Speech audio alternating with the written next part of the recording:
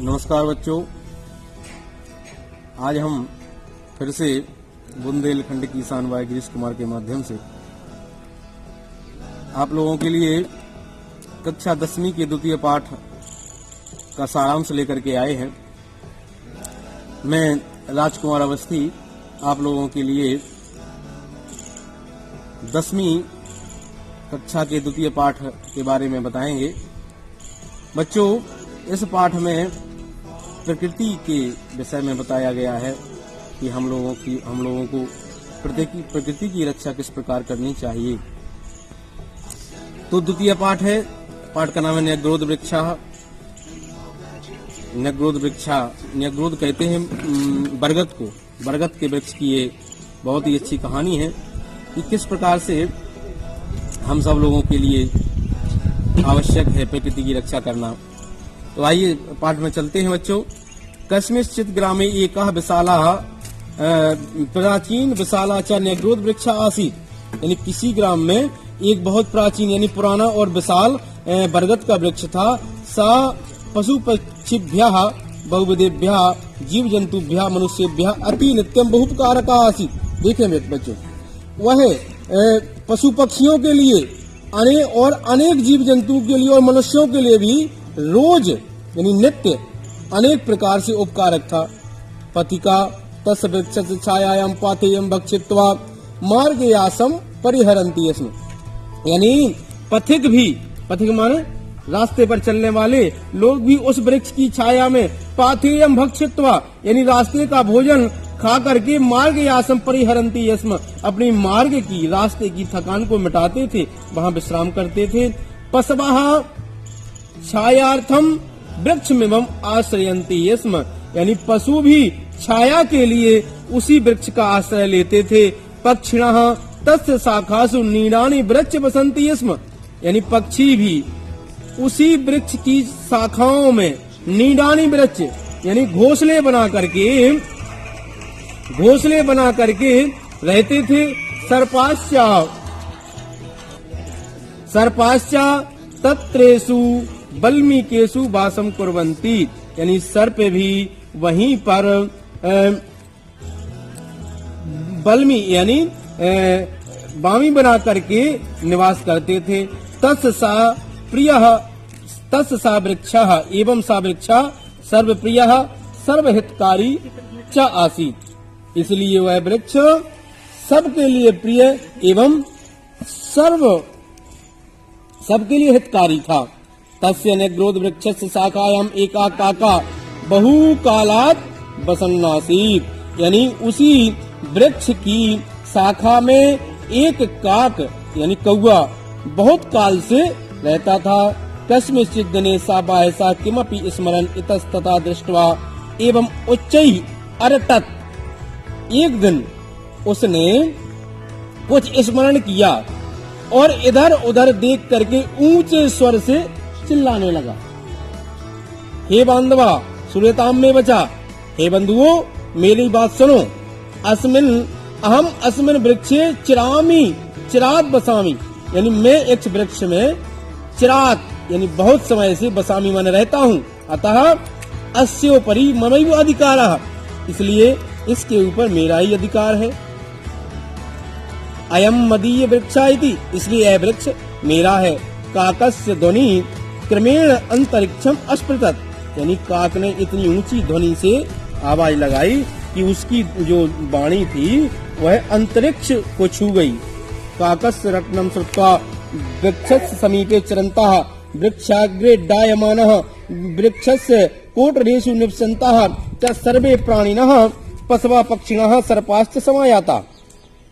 यानी काक की वाणी को सुनकर, कौवे की वाणी को सुनकर वहां चरने वाले और वहां रहने वाले, वहां वृक्ष के नीचे बिलों में रहने वाले सभी पशु पक्षी सर्प आदि वहां आ गए।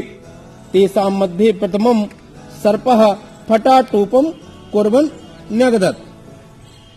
वहां आकर के सबसे पहले सर्प आया और उसने अपना फन फैला करके वह बोलने लगा कि पितृपितामहानां कालादपि अहम अत्रैव निवसामि अतोयम मदीय वृक्षः एव। वह सर्प कहने लगा कि पितृपितामह नाम, मतलब मैं अपने पिता और दादा के समय से यहाँ रहता हूँ। अतोयम, इसलिए, अयम वृक्षामदीय एव, इसलिए यह वृक्ष मेरा भी है। ततः शाखाता शाखांतरम चक्रम एकः कीटः प्रत्यपतत, तब शाखा से शाखा पर चलते हुए चक्कर लगाते हुए एक कीड़ा वहां आया और कहने लगा मदीय अर्भकई सार्धम अहम बहुवर्षेभ्य अत्रैव उसतवानस्मि अतोयम वृक्षा ममैव।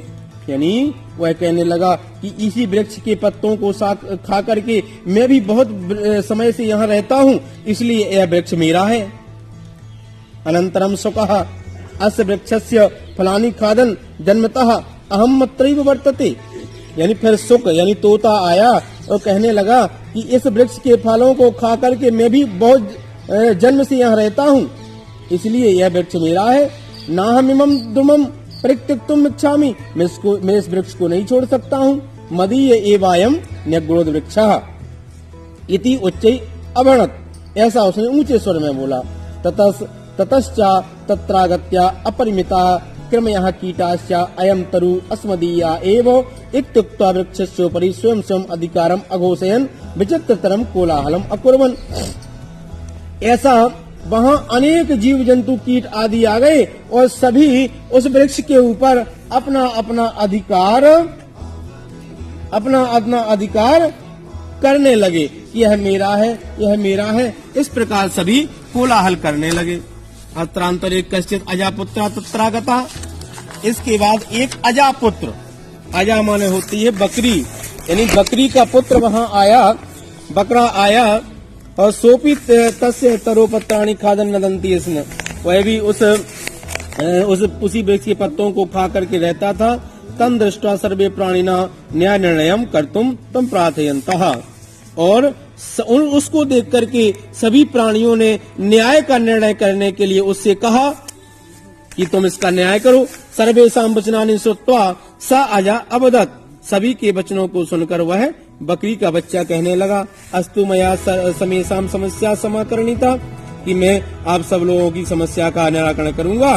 यदानीं मम वचनानि यूयं शृणुत, इसलिए इस समय मेरे वचन को सुने।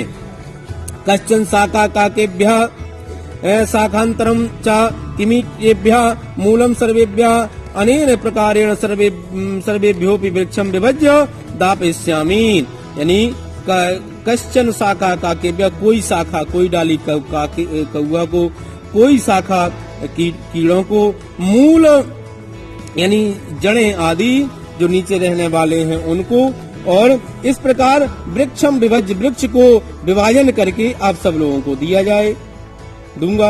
अस्मिन्नेव ग्रामे कश्चित वृक्ष छेद का में मित्रमस्ति, यानी इसी गांव में कोई वृक्ष छेदक यानी वृक्षों को काटने वाला मेरा मित्र है। तम आह्वायामि इदम वृक्षम खंडसा कर्तुम इति, यानी उसको मैं बुलाऊंगा और इस वृक्ष को खंड खंड कर दूंगा, काट दूंगा और आप सब में बांट दूंगा। अजस्य निर्णया सर्वै स्वीकृत्य अतः सर्वेपि वृक्षस्य छेदकस्य समीपम गत्वा न्यग्रोध वृक्षम छित्त्वा तम भागानां वितरणां प्रार्थयन्तः। उस अज यानी अजस्य, उस बकरे के निर्णय को सबने स्वीकार किया और वृक्ष के काटने वालों के समीप जाकर के उससे उस बरगद के वृक्ष को काटने के लिए और बराबर भागों में बांटने के लिए प्रार्थना की। परम स्वयं काष्ठ छेद का अधिकम, परंतु वह काष्ठ छेदक यानी लकड़ी को काटने वाला बोलने लगा, पूर्वम अहम वृक्षम छिंदम इसम, यानी मैं पहले वृक्षों को काटता था। अधुना तादृशे कुत्सते कर्माणि न व्यापारयामि, परंतु इस समय में इस बुरे कर्म का व्यापार नहीं करता हूँ। व्यापार यानी वृक्षाणाम छेदनम महत पापमस्ति, वह कहता है वृक्षों को काटना बहुत बड़ा पाप है।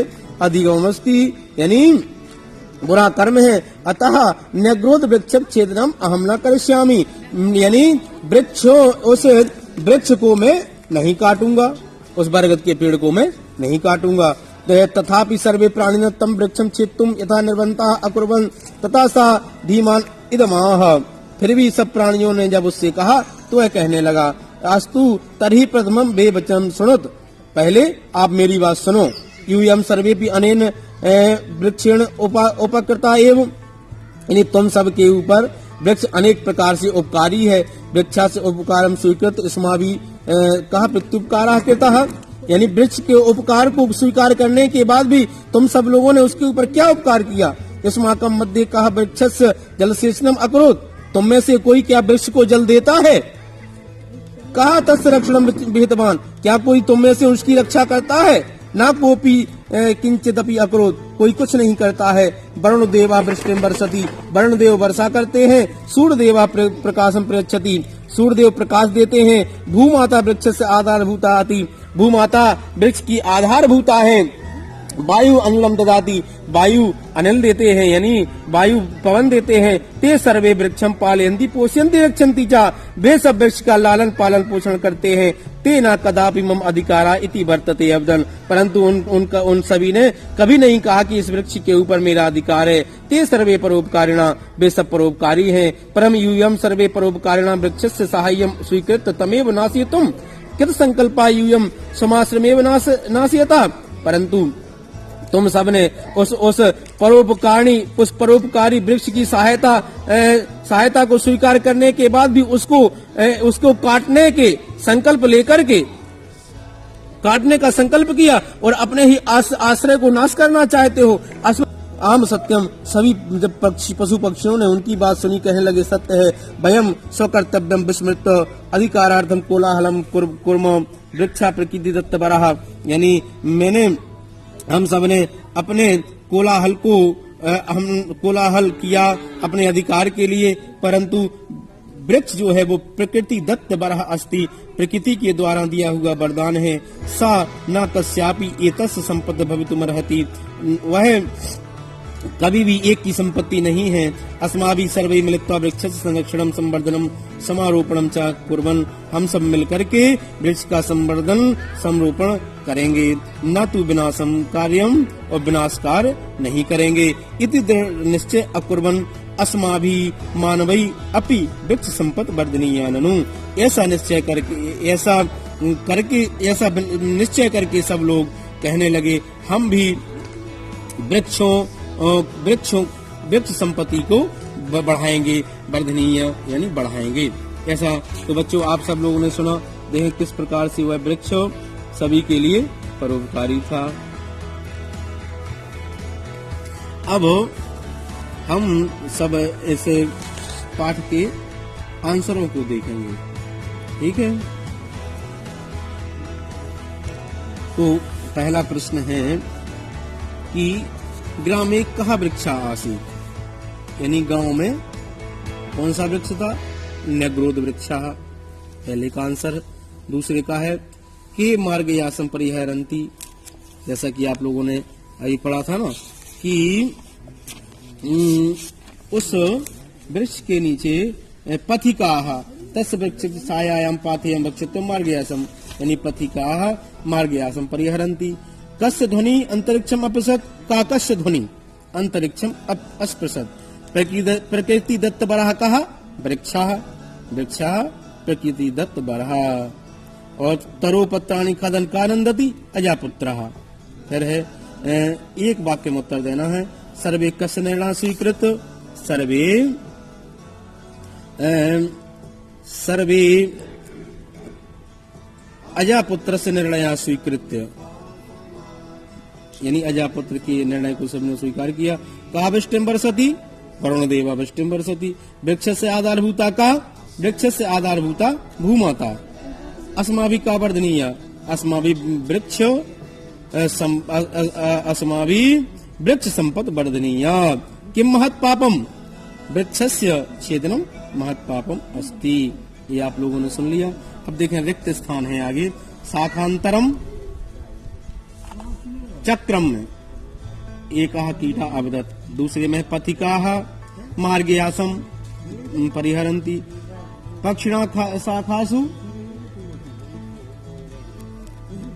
पक्षिणा शाखासु नीडानि वृक्ष वसन्ति स्म।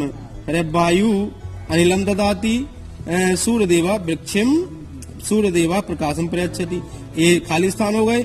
अब देखें उसके बाद है जोड़ी मिलाना, योग्यम योजक। प्राचीनः नेग्रोध वृक्षा वरुणदेवः वृष्टिं वर्षति फटाटोपम सर्पः करोति सर्पाः वल्मीकेषु प्रकृतिदत्तवरः वृक्षः। तो बच्चों आप सबने ये सुन लिया। अब यहाँ है अगला है कि शुद्ध वाक्यों के सामने आम और गलत के सामने ना लिखना है। तो सुकस्य ध्वनि अंतरिक्ष अस्पृशत ना, कीटा अर्भकई सार्धम वसति आम, वृक्षस्य छेदक वृक्षाखंडसा कृतवान ना, वृक्षाणाम छेदनम महत्पापमस्ति आम, सूर्यदेव वृष्टिं वर्षति ना। ठीक है, ये आप लोगों ने सुन लिया। अब है अधोलिखित पदानाम प्रकृति प्रत्ययं च पृथक कुरुत, यानी धातु प्रत्यय अलग करना है। जैसे भक्षित्व भक्ष धातु कृत्वा प्रत्यय है। फिर है कुर्बन है क्री धातु और शक्ति प्रत्यय। फिर है विभज्य बी उपसर्ग है, भज धातु है, लिय प्रत्यय है। फिर है छेतुम।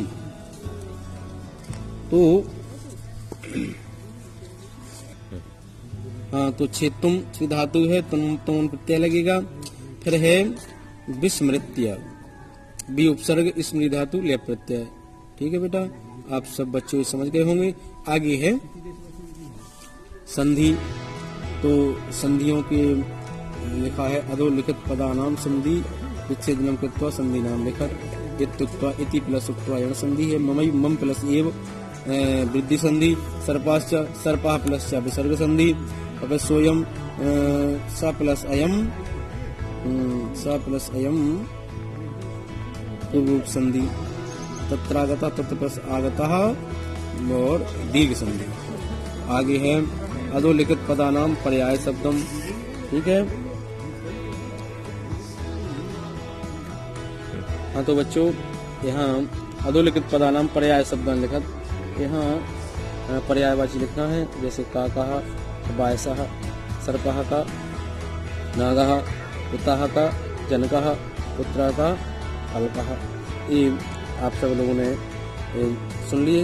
आप बहुत अच्छे से इनको कंप्लीट करते हुए और तैयारी करें जिससे कि आपकी परीक्षा में है काम आ सके। इस चैनल को सब्सक्राइब करें और शेयर जरूर करें। शेयर करते हुए इस पाठ को बहुत अच्छे से कंप्लीट करें। ठीक है बच्चों, अब मैं इसी के साथ अपनी वाणी को विराम देता हूँ। तो बच्चों मुझे विश्वास है कि यह जो हमारे द्वारा वीडियो बनाया गया है ये आप लोगों के बहुत काम आएगा।